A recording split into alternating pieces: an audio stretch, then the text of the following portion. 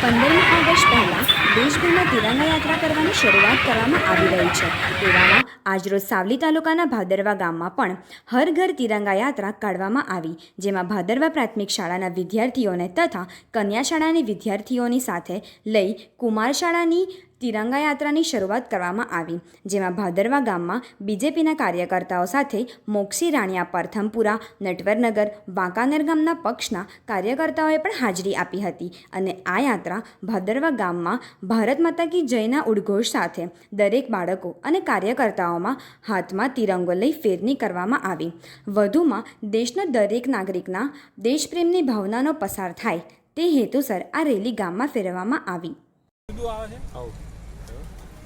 આજ રોજ ભારત સરકાર અને